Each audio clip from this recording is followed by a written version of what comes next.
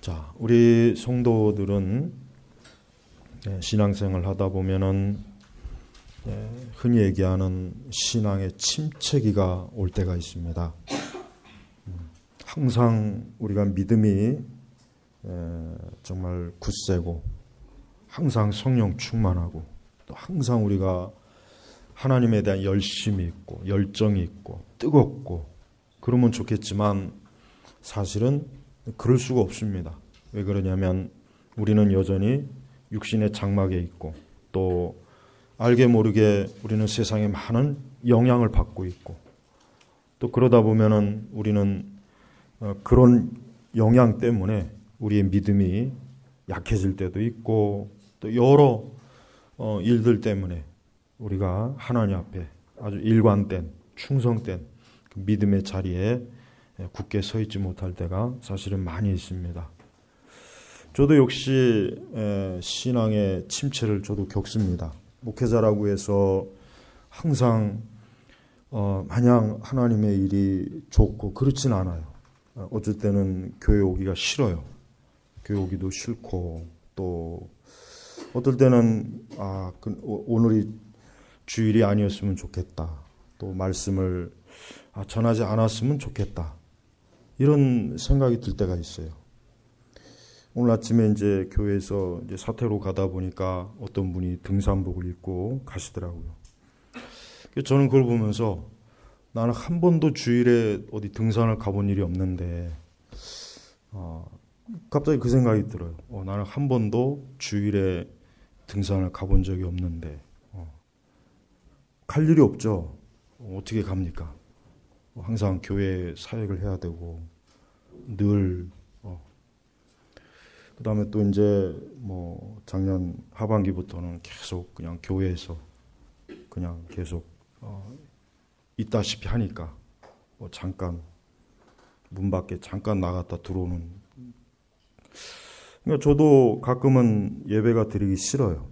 예배 드리기 싫고 교회 다니기 싫고 사역도 하기 싫고 저도 그렇습니다. 저만 그런 게 아닙니다. 대부분의 목회자들도 다 그런 과정을 몇 번씩 다 겪어요. 절대 1년 365일 항상 성령 충만하고 항상 사역을 정말 기쁨으로 또 그렇게 하지는 못해요. 그런 사람은 세상에 사실은 아무도 없습니다. 세례 요한도 한번 이런 적이 있었죠.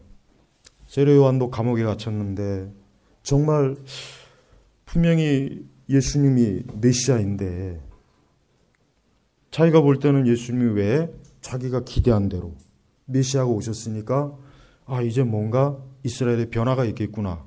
뭔가 큰 걸 기대했는데 아무런 어떤 일이 없는 거예요. 그래서 세례 요한이 제자를 보내가지고 참으로 메시아입니까? 라고 물을 정도로 구약의 마지막 선지자인 요한까지도 그런 영적 침체를 겪었습니다. 또 성경에는 엘리야도 그랬죠. 엘리야도 그 그리 시내가서 그렇게 용감하던 사람이 악한 이세벨이 그를 죽이려고 했을 때 그만 겁이 나서 도망가다가 굉장히 지쳐갖고 그는 낙담하고 어려움을 겪은 일이 있어요. 모세도 마찬가지입니다. 모세는 또 더했습니다. 모세는 하도 이스라엘 백성들이 너무 속을 썩이니까 내가 이 백성들을 낳았습니까? 이 백성이 내 백성입니까? 이거 하나님 백성인데 왜 나한테 이렇게 짐을 집니까? 그렇게까지 모세도 굉장히 낙심하고 낙담하고 그런 일들이 많이 있었어요. 우리는 신앙생활을 하면서 때때로 그런 영적 침체가 있다는 것을 우리 스스로가 먼저 인정을 해야 돼요. 나한테는 절대 그런 일 없을 거야 하면 안 되죠. 그런 일이 있습니다. 그걸 미리 알고 있는 게 좋아요. 미리 알고 나에게도 때때로 이러한 영적 침체가 오는구나. 나에게도 때때로 이러한 영적인 곤고한 때가 오는구나 하는 것을 미리 알고 있다면 훨씬 더 그러한 때가 왔을 때 침착할 수가 있어요. 그래서 우리는 그러한 때가 왔을 때 무엇보다도 우리 자신이 그러한 영적 침체기를 잘 이겨내야 돼요. 그러한 영적 침체기 왔을 때 그 영적 침체를 할 때 그때 주저앉아 버리면은 큰일 납니다. 그때 주저앉아 버리거나 그때 우리의 신앙과 우리의 믿음의 길에서 우리가 이탈해 버리면은 잘못하면 신앙생활을 중단할 수도 있어요. 교회 나오는 것도 중단이 되고 신앙이 무의미해지기도 하고 교회를 나가는 게 아무 의미가 없는 것 같은, 내가 왜 교회를 나가지? 내가 왜 열심히 기도하지? 내가 왜 예배를 드리지? 이게 나에게 무슨 의미가 있을까? 이게 나에게 무슨 유익이 있을까? 정말 그런 것이 심각하게 다가올 때는 정말 힘들어요. 그런 게 심각하게 다가올 때는 교회를 나오는 걸 중단하기도 하고 신앙생활 중단한 사람들도 꽤 있는 거예요. 근데 우리는 그러한 때 우리는 좀 더 자기 자신을 잘 살펴야 됩니다. 그때는 좀 더 자기 내면을 정직하게 살펴서 내가 이러한 때는 어떻게 해야 될 것인가, 이러할 때는 내가 어떻게 이것을 잘 이겨낼 것인가를 우리가 하나님 앞에서 정말 조심스럽게 돌아보지 않으면은 자칫하면 그것이 내가 하나님을 떠나는 계기가 될 수 있고 교회를 아예 발을 끊는 계기가 될 수도 있고 그것이 아예 내 자신이 하나님과 나 사이에 아무런 관계가 없는 그런 영적인 재앙이 될 수 있다는 것을 우리가 알아야 됩니다. 그런 이유에서 우리는 때때로 우리에게 다가오는 영적 침체를 어떻게 잘 이겨낼 것인가. 우리는 그런 부분에서 미리 하나님의 말씀 또 하나님의 뜻, 그런 영적인 대처를 알고 있다면 이제 그러한 영적 침체기 왔을 때 우리는 그 침체기를 잘 조심스럽게 보내서 오히려 이후에 우리의 신앙이 더 커지고 더 견고해지는 그러한 기회로 삼을 수가 있는 것입니다. 오늘 시편 139편은 사실 참 우리 시편 중에서도 굉장히 굉장히 놀랍고 참으로 영적 침체를 겪는 사람의 그 신자의 마음을 잘 드러낸 그런 말씀이에요. 특별히 오늘 우리가 읽은 말씀 보면은 내가 주님의 영을 떠나 어디로 가며 내가 주님의 얼굴을 피해 어디로 도망가겠습니까? 우리는 때때로 우리의 신앙에서 도망가고 싶을 때가 있어요. 우리의 신앙, 우리의 믿음에서.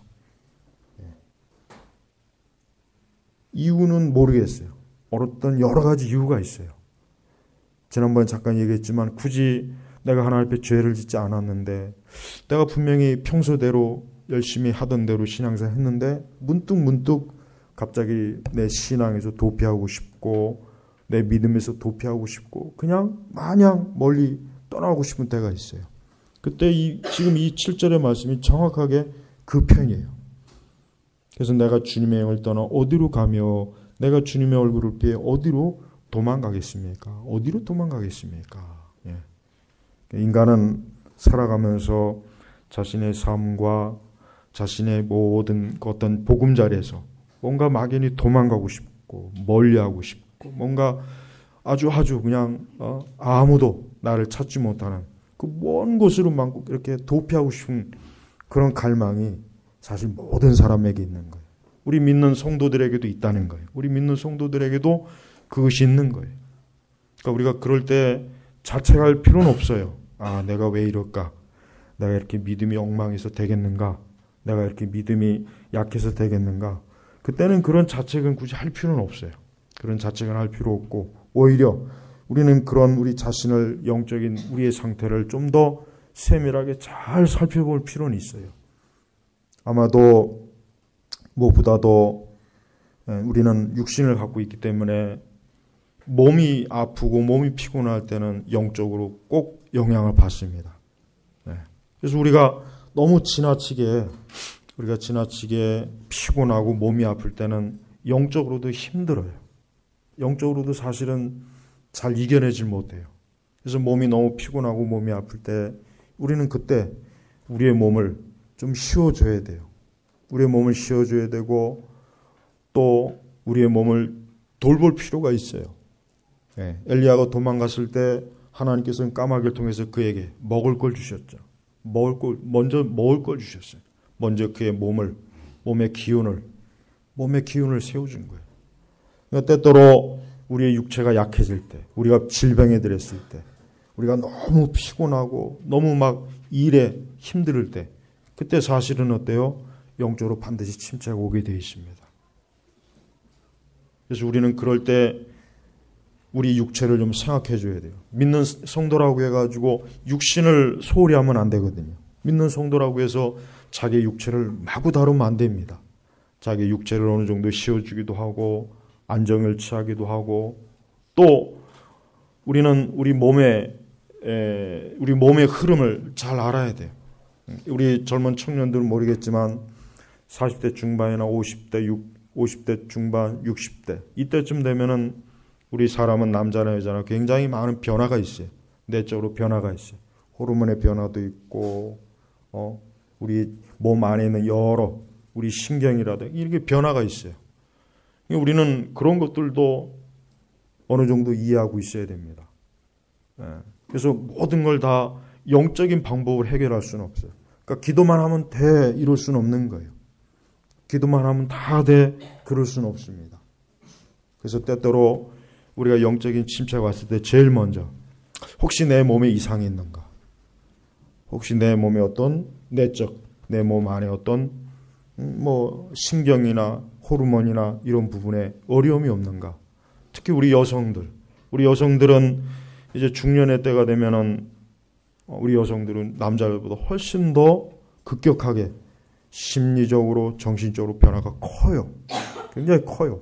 그 전에는 굉장히 일상생활에 굉장히 밝고 굉장히 참 별 지장 없던 사람이 어느 날 갑자기 우울해지고 갑자기 막 모든 게 다 의욕이 없어지고 기운이 떨어지고 그거는 영적인 원인이 아니라 육신의 원인이에요.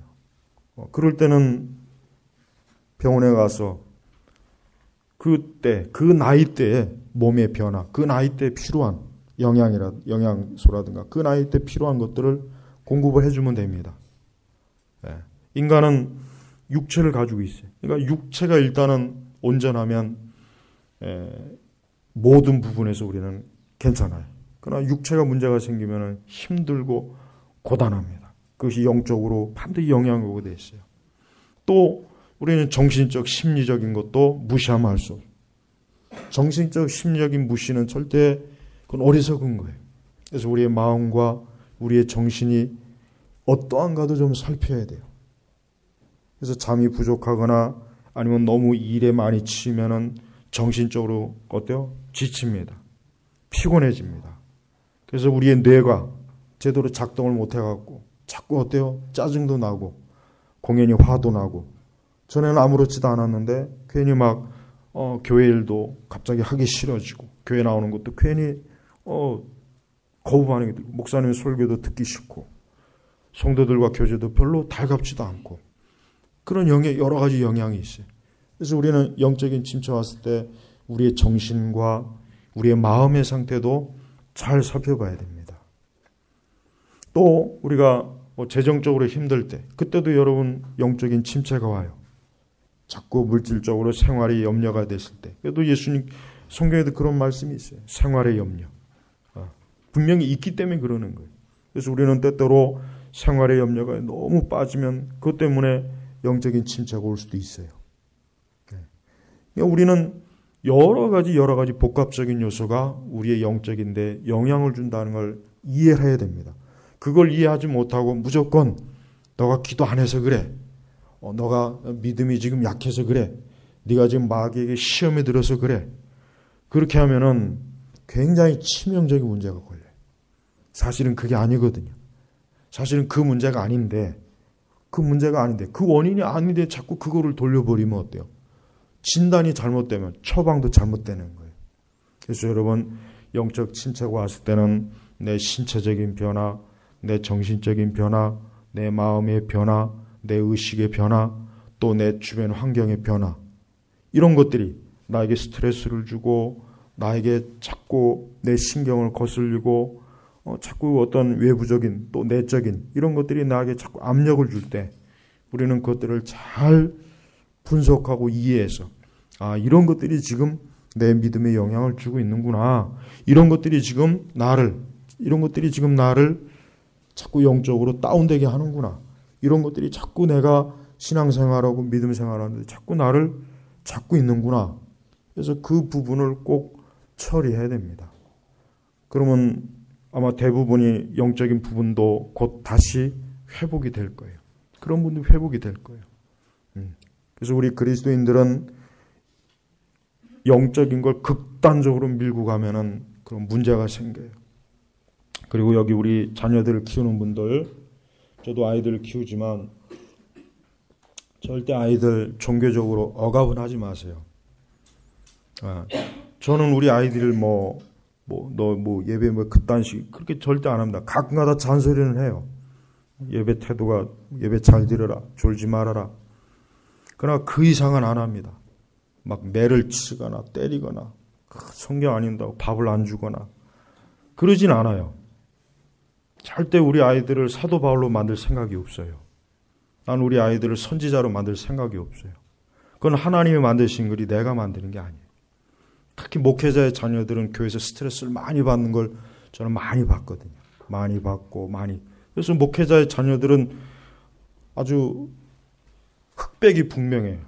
아주 악한 마귀 새끼가 되든지 천사가 되든지 둘 중에 하나예요. 목회자의 자녀 대부분 그래요. 중간은 거의 없어요. 그럼 뭔가 원인이 있는 거예요. 그러니까 교회에서도 목회자 자녀라고 해서 쥐어짜면 안 돼요. 야, 너는 왜 목사의 아들이 왜 그래?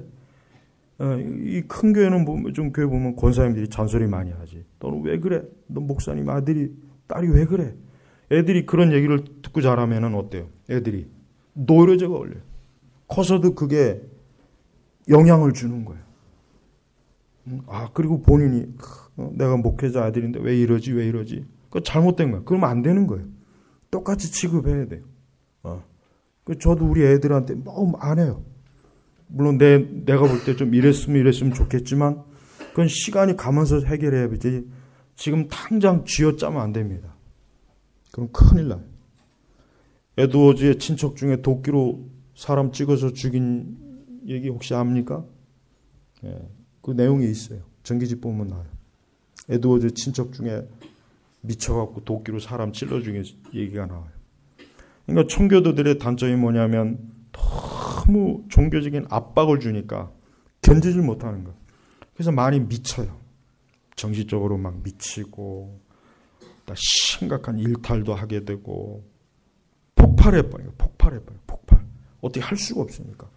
그 시대는 사회 전체가 막 신앙으로 압박을 하니까 지금처럼 어디 PC방에 숨을 수도 없고 어디 노래방 갈 수도 없고 어디 차 타고 어디 멀리 도망 다닐 수도 못해요. 어딜 가나 매서운 눈초리로 너 주일 성수 제대로 지키나 안식일을 제대로 지키나 예배 제대로 이런 감시가 얼마나 스트레스가 차겠습니까? 그러니까 미치는 애들이 많단 말이에요. 청교도들 중에. 그게 안 좋은 거라고 그게. 그러니까 너무 종교적으로 아이들 압박시키면 얘가 나중에는 미칩니다. 크게 잘못돼요. 어릴 때는 괜찮아요. 그러나 조금 지나면 벌써 반응이 나와요. 그러니까 그냥 부드럽게 다루세요. 부드럽게. 아이는 아이다워야 돼요. 어쩔 수가 없어요. 아이를 엘리야로 사도 바울로 만들려다가는 그 아이는 거의 대부분 다 마귀 새끼 됩니다. 이건 제가 분명히 말씀드릴 수 있는 거예요. 그러니까 종교적인 압박은 주면 안 돼요. 부드럽게 천천히 그 나이 때 맞게 하면 되는 거예요. 마찬가지로 장년도 마찬가지예요. 저는 우리 장년들을 막 쥐어짜진 않습니다.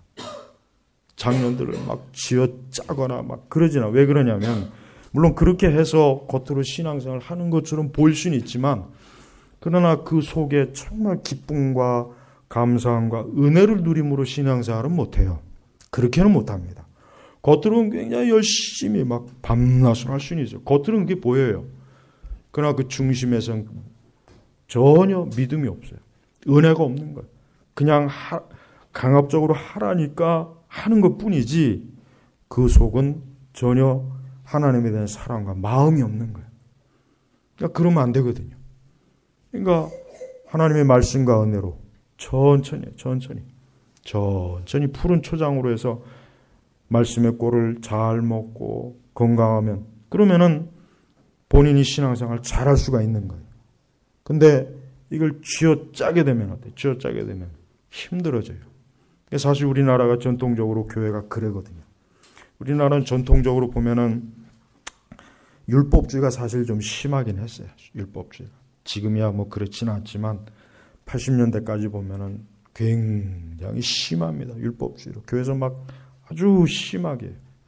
그러니까 그 율법주의에 맞춰야 돼요. 안 맞추면은 그 사람 믿음이 없는 사람. 아, 저 사람은 아직 C급, 아직 온전한 성도가 아니고. 그러니까 그 율법주의에 맞추려면은 연기를 해야 돼, 연기. 자기가 연기자가 돼야 된단 말이야, 연기자.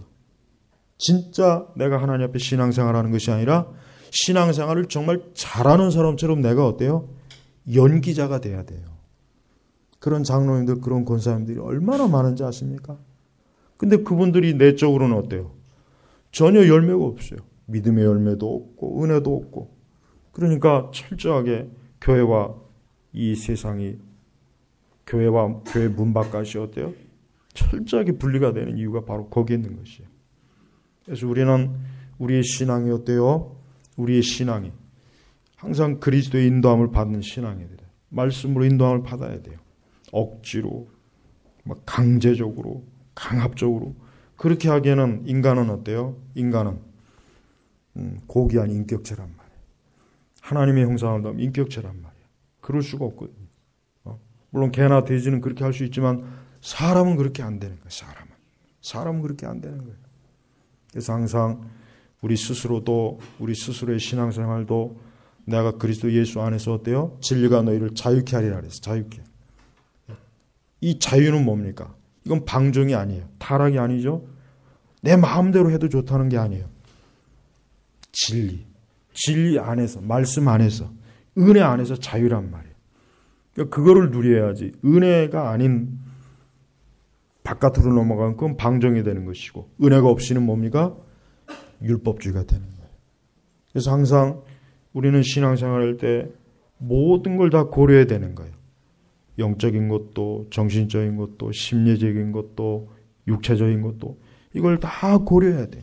이걸 다 고려하지 않고서 무조건 영적인 것만 포인트, 거기다 딱 초점만 맞추고 하게 되면 다른 데서 문제가 반드시 생겨서 그게 결국은 이상한 신앙, 아주 뭔가 문제가 많은 신앙을 만들어내는 거예요. 네. 그래서 교회 안에서도 보면은, 물론 우리 교회는 없습니다. 우리 교회는 그런 분들은 없어요. 지금은 없어요. 근데 제가 이렇게 교회 생활을 하다 보면은 뭔가 교회 안에 좀 이상한 사람들이 있어요. 뭔가 이상해요. 자연스럽지 못하고, 뭔가 모르게 부자연스럽고, 교우 관계도 별로 안 좋고, 뭔가 모르게 외골수고, 뭔가 모르게 신앙생활이 자유 가운데서 하는 게 아니라 뭔가 자꾸 억압, 쥐어짜는 가운데서 하는 것 같기도 하고, 뭔가 자연스럽지 못해요. 그거는 뭔가 신앙생활을 그동안 잘못한 거예요. 뭔가 잘못한 거예요. 네. 그렇게 신앙생활하면은 사실 그건 신앙생활이 아니죠. 그건 신앙생활이 될 수가 없습니다. 그래서 우리가 하나님을 섬기는 일에 있어서 하나님께서 우리의 전체를 보시는 거예요. 우리의 전체를 보는 거예요. 우리의 전체를. 우리의 일부분만 보는 게 아니에요. 하나님께서 우리의 영혼만 보고 우리의 예배를 받으신 게 아니에요. 우리의 마음, 우리의 생각, 우리의 지성, 우리의 의지, 우리의 정신, 우리의 육체, 이 모든 것들을 다 하나님은 통해서 하나님 예배를 받으시는 것이지, 우리의 영혼만 달랑 예배를 받으실 것 같으면 우리가 지금 여기서 육체를 가지고 있을 필요가 없어요. 빨리 그냥 하나님 나라로 가든지. 물론 하나님 나라 가도 이 다음에 부활의 몸을 받아요. 심지어 여러분 천국에 가서도 부활의 몸을 입어요. 부활의 몸. 천국에 가면 영혼만 있는 줄 아는 분들이 꽤 많은데 성경을 바로 봐요. 부활의 몸. 부활의 몸을 입잖아요. 부활의 몸을. 물론 우리는 그 부활의 몸이 정확한 게 어떤 건지는 모르지만 우리 이것과는 확실히 다를 거예요. 늙지도 않고 병들지도 않고 부패하지도 않고 썩지도 않고 뭐 춥거나 더위에 우리가 영향을 받지도 않을 겁니다. 아마 배고프지도 않을 거예요. 확실히 부활의 몸은 영광스러운 몸이기 때문에 우리의 현재 육체하고는 전혀 다른 차원의 몸일 겁니다. 심지어 천국에서도 몸을 가지고 있다는 거. 여러분 이거 꼭 명심하셔야 돼요. 그래서 우리는 이 땅에서 신앙생활할 때 우리가 왜 영적 침체가 오느냐. 지금까지 말한 이런 모든 것들을 다 고려해야 돼요. 이런 모든 것들을 잘 고려하지 않으면은 자칫 영적 침체를 어느 하나에 딱 거기에만 초점을 맞추게 되면 그거는 절대 영적 침체를 벗어나기가 어렵습니다. 계속해서 악순환이 되고 자꾸 어때요? 자꾸 그런 문제가 걸려서 더 깊이 영적 침체가 되는 거예요. 그래서 우리는 하나님을 섬기고 우리가 신앙생활하는 모든 부분에 있어서 하나님께서 가장 기뻐하신 것이 무엇인지를 잘 알고 또 바른 이성과 합리적이고 또 상식과 지혜를 가지고 해야 된단 말이에요. 여호와의 증인처럼 여호와의 증인 보십시오. 그들은 다 이단이지만 그들은 수요를 안 받아요. 수요를 받으면 죄를 짓는 거로 여겨요. 그게 얼마나 비이성적이고 비합리적이고 그게 얼마나 인간의 정상적인 의학을 무시하는 거잖아요. 피가 모자라면 수요를 받아야지. 왜 수요를 안 받고 왜 그런가요? 그건 잘못된 거예요. 그건 무지한 거예요. 어리석은 거예요. 또 우리는 이 구약의 이 음식 규례법을 보면은 우리는 구약의 그 음식 규례가 신약에 굳이 적용이 될 필요는 없어요. 적용이 될 필요는 없지만은 그러나 가만히 보면은 우리 몸에 해로운 건 확실히 하나님 먹지 말라고 한 건 사실이에요. 그건 사실이란 말이에요. 물론 그걸 먹는다고 해서 우리가 저주받는 건 아니지만 그러나 확실히 하나님께서는 이스라엘 백성들이 먹을 것과 먹지 않을 것까지도 구분할 정도로 하나님은 하나님의 백성들이 먹는 거에 대해서도 하나님이 신경 쓴 거는 그것만큼 우리가 그래도 알고는 있어야 돼요. 그렇다고 해서 뭐 안식교나 이런 이단들처럼 이상한 짓거리 하면 또 안 되죠. 그런 짓도 하면 안 되는 겁니다. 네. 그래서 우리 성도들은 영적인 것만 자칫 생각하다가 육적인 것을 무시하는 그런 우를 범한 그것 때문에 영적 침체가 오는 경우가 사실은 굉장히 많이 있는 거예요. 물론 우리는 때때로 내가 정말 기도를 등한히해서 시험이 올 때도 있습니다. 우리가 주일을 성수하지 않고 교회를 가까이 하지 않아서 오는 침체도 있어요. 정말 그것 때문에 혹시라도 내가 영적 침체가 왔는지 우린 그것도 좀 살펴봐야 돼요. 그랬다면은 우린 그런 부분에 있어서도 어때요? 하나님 앞에 그런 영적인 부분에 어때요? 정상적으로 빨리빨리 다시 돌아와야 돼요. 말씀을 읽지 않았거나 또 하나님의 일에 이전만큼 헌신하지 않았거나 그럼 반드시 또 영적 침체가 오게 되는 거예요. 그러니까 역시 우리는 그런 부분도 명확하게 살펴야 되는 거예요. 그래서 여러분 하나님께서 창조한 우리 사람은 오묘한 존재예요. 우리 사람을 교회는 그동안 보면은 너무 사람을 단순하게 봐요. 너무 사람을 단순하게 보니까 그게 오히려 문제가 생긴 거예요. 사람은 복잡해요. 사람은 굉장히 복잡하고 하나님께서 이 사람을 지으실 때 얼마나 놀랍게 지으셨는지 아직도 인간은 그걸 다 모릅니다. 아직도 다 모릅니다. 사람이 얼마나 하나님의 그 형상으로서 거룩하고 존귀하고 정말 복잡하고 하나님의 그 지혜와 그 놀라운 지식이 이 사람의 결집처래요. 그러니까 사람은 절대로 그렇게 함부로 그냥 대충 그렇게 봐할 존재가 절대로 아닙니다. 그래서 우리 하나님 믿는 성도들은 특별히 영적 침체가 왔을 때 모든 면에서 내가 오는 영적 침체가 어디서 왔을까? 그걸 잘 살펴보면은 반드시 어떤 여러 가지 원인이 있을 겁니다. 그 원인을 잘 찾는 게 지혜예요. 그게 지혜라고요. 그런 지혜가 없으면 엉뚱한 원인을 찾아갖고 그만 엉뚱하게 처방해서 더 어때요? 영적 침체가 악화될 수 있다는 거 알아야 돼요. 악화될 수 있다는 거. 그런 영적 침체가 악화되면 안 되겠죠. 오히려 우리는 영적 침체를 빨리 어때요? 떨치고 일어나야 돼요. 영적 침체는 오래 있으면 안 돼요. 그건 오래 있으면 안 돼요. 하루라도 빨리 떨치고 일어나야지 그걸 몇 날, 며칠, 몇 주, 몇 달, 심지어는 몇 년씩 가는 사람도 있어요. 몇 년씩 가는 사람도 있어요. 그거는 비정상이에요. 그건 비정상이에요. 영적 침체가 왔을 때는 빨리 떨쳐버리고 일어나는 게 중요합니다. 오래 머물지 마세요. 오래 머물면 힘들어져요. 오래 머물면 머물수록 점점 심령이 어때요? 메말라져요. 심령이 메말라지고 영적으로 숨이 막히고 영적으로 자유함도 없고 자꾸 육적으로 그만 육적으로 영적으로 시험이 오면은 육적인 부분은 활발해집니다. 활발해져요. 영적인 시험이 오면 육이 활발해진다니까요. 육이 활발해. 육은 더 강인해져요. 육의 힘은 더 세지고 육적인 것은 더 날로 번창해. 그러니까 영적 시험에 오래 머물면은 그래서 하나님 기뻐하는 게 아닙니다. 또 우리 자신의 영혼에게도 전혀 유익이 없다는 것을 우리가 알아야 돼요. 무엇보다도 우리 주님은 우리의 모든 걸 알고 계시요. 이 시편 139편을 보니까 한번 1절부터 볼까요? 여호와시여 주께서 나를 살피시며 나를 아십니다. 안다 그랬어요. 안다. 이 안다는 것은 뭡니까? 이거는 우리의 모든 것들을 아주 세밀하게 이미 파악하고 계신다는 거예요. 여호와시여 주께서 나를 살피시며 우리 주님은 어때요? 매일매일 어때요? 나를 살피시는 분이에요. 살피시는 분. 꼭 기억하십시오. 하나님은 나를 살피시는구나. 어떻게 살피시니? 보니까 주께서는 나의 앉고 일어섬을 아시며 내가 앉아있거나 일어서거나 여러분들이 길을 걸어가거나 다 뭐 세밀하게 이런 걸 본다면 굉장히 놀랍지 않습니까? 야, 하나님께서 내가 앉고 일어서는 것까지도 하나님이 이렇게 아실까? 이런 게 뭐 그렇게 중요할까?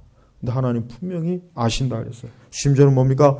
멀리서도 내 생각을 분별하고 계십니다. 우리의 생각도 하나님을 내가 무슨 생각을 하고 있는가?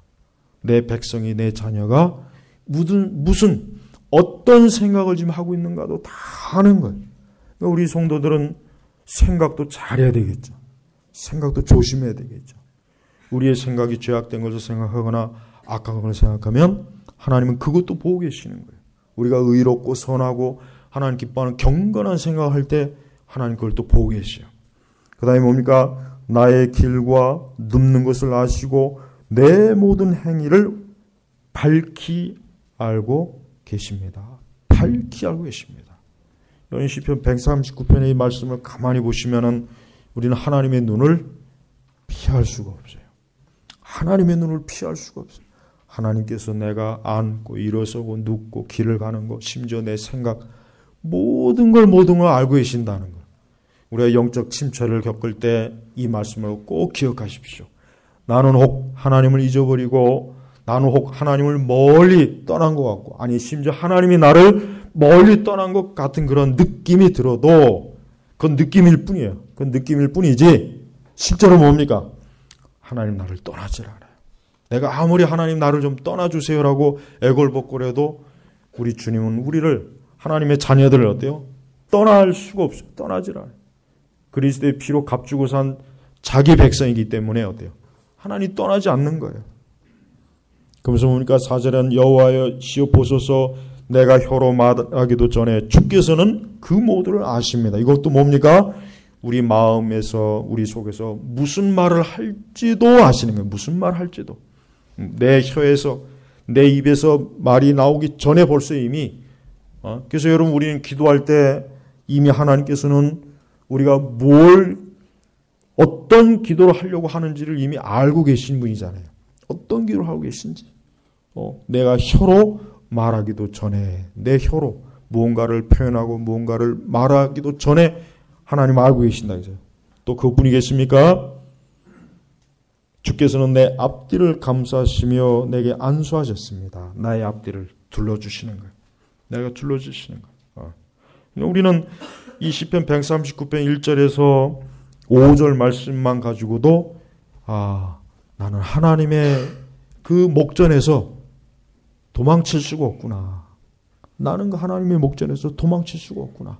나는 하나님의 그 목전에서, 하나님의 눈 앞에서, 하나님의 손 앞에서, 하나님의 존전 앞에서 나는 낱낱이 드러나는구나. 내가 숨길 것이 없구나. 내 모든 걸 하나님이 다 아시는구나. 그래서 6절에 보니까 이런 지식은 내게 너무나 기이하며 너무 높아 내가 그것에 다다를 수 없습니다. 그래요. 우리가 이 말씀을 봐도 이 말씀이 실제로 얼마만큼 놀라운 말씀인지 우리는 다 못 깨달아요. 그냥 말씀이 이렇다니까 그렇구나 그 정도만 아는 것뿐이지 사실은 이 시편 기자도 이런 지식은 내게 너무나 기해 놀라운 거예요. 신기한 거예요. 신기하고 놀라운 거예요. 너무 높아 내가 그것에 다다를 수 없습니다 하면서 오늘 우리가 읽은 말씀이 있죠. 내가 주님을 떠나 막 심지어는 새벽 날개를 타고 저 바다 건너간다고 해도 어때요? 10절에 보니까 같이 읽겠습니다. 거기서도 주님의 손이 나를 인도하시며 주님의 오른손이 나를 붙들어 주십니다. 아멘. 그렇습니다. 여러분, 영적 침체를 겪을 때는 가만히 있는 게 좋습니다. 가만히 잠잠히 있는 게 좋아요. 영적 침체를 겪을 때는 가만히 잠잠히 있어야 돼요. 가만히 잠잠히 있어야 돼요. 영적 침체를 떨쳐보겠다고 노래방 가거나 괜히 육적인 그 방식으로 이런 거 하지 마세요. 이런 거 하지 말고, 그러니까 쉽게 얘기하면 육적인 어떤 쾌락을 통해서 이걸 해결하려고 하지 말고 그때는 잠잠히 있는 게 가장 좋아요. 그때는 잠잠히 하나님을 생각하고 말씀을 묵상하면서 잠잠히 이 영적인 침체를 어떻게 해결할 것인가? 이 영적인 침체가 어디서 왔을까? 이 영적인 침체를 어떻게 이겨낼 수 있을까?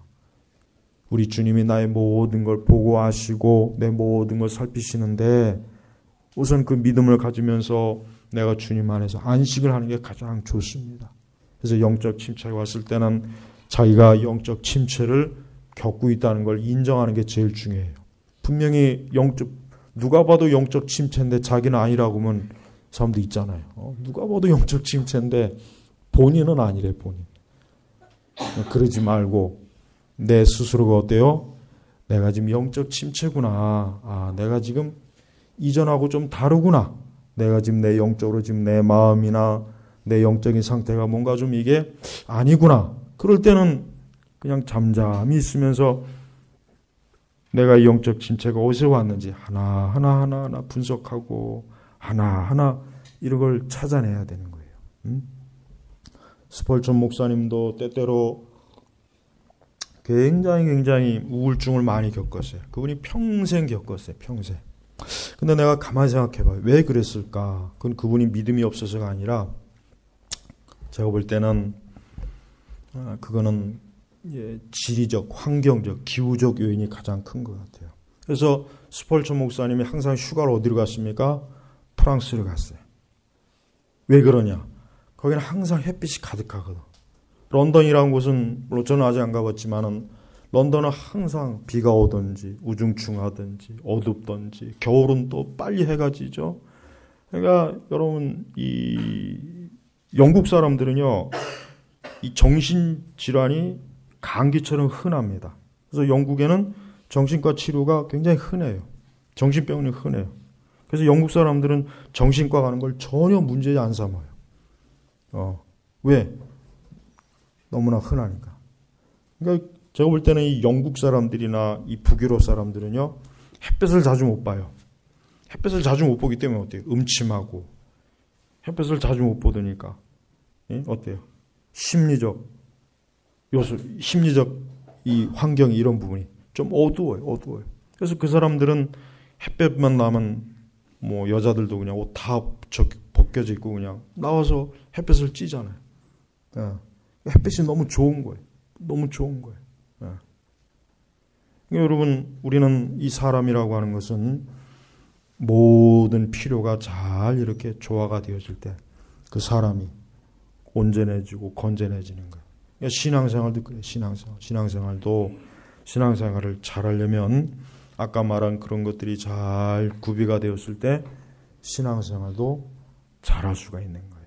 그래서 여러분, 영적 침체가 왔을 때는 단순히 그냥 단순하게 여기면 안 돼요. 그걸 단순하게 여기면 또 문제가 생기니까 내가 영적 침체가 왔을 때는 그것이 어디 왔는지 잘 먼저 이해하고, 그리고 그 원인을 빨리 찾아서 빨리 제거를 해야 돼요. 특히 뭐 남자들보다는 여자들이 특히 보면은 심리적 영향을 많이 받아요. 스트레스도 많이 받고 또 갱년기가 되면 굉장히 막 딴 여자로 변하죠. 딴 여자. 내가 알던 그 여자가 아니라 내가 알지 못하는 이상한 여자가 딱 출현하게 되는 거예요.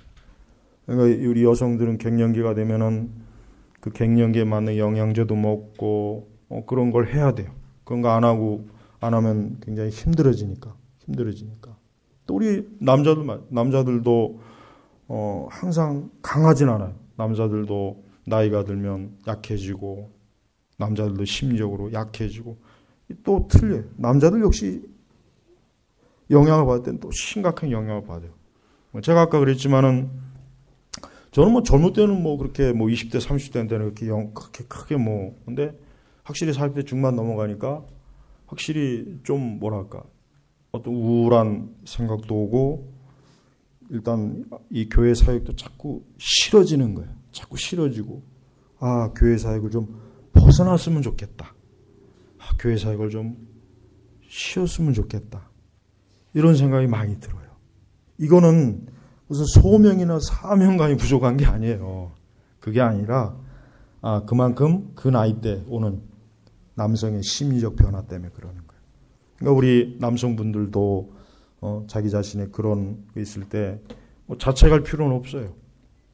내가 이러한 생각이 드는구나. 내가 이러한 생각이 드는 나이대가 됐구나.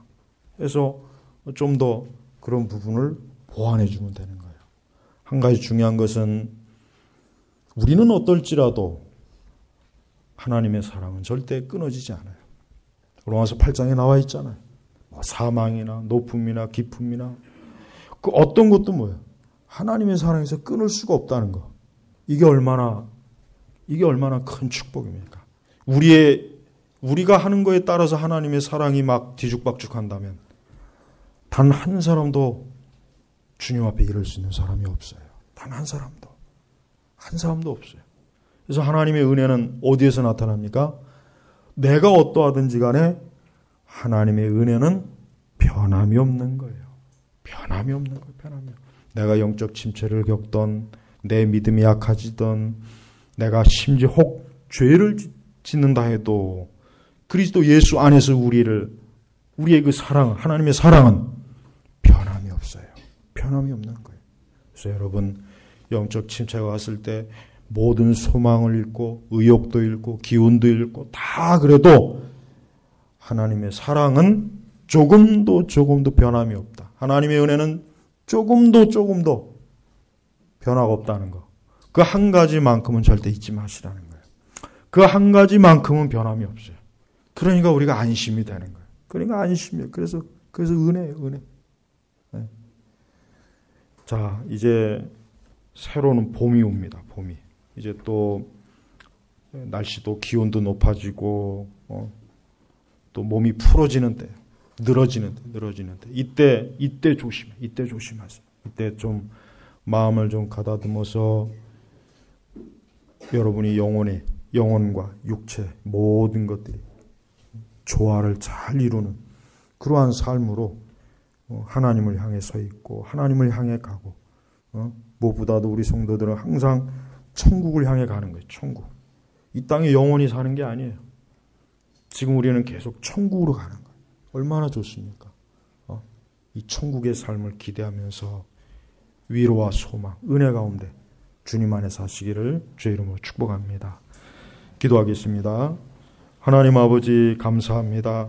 오늘도 주님께서 이 거룩한 주일에 우리에게 주시는 이 말씀을 통해서 주여 우리 성도들이 항상 하나님의 그 사랑과 은혜를 잊지 말고 어떠하든지 간에 그 사랑과 은혜의 뿌리를 굳게 내리면서 나아가도록 우리 한 사람 한 사람을 하나님께서 굳세게 붙잡아 주옵소서. 감사드리며 우리 주 예수님의 이름으로 기도 올렸습니다. 아멘.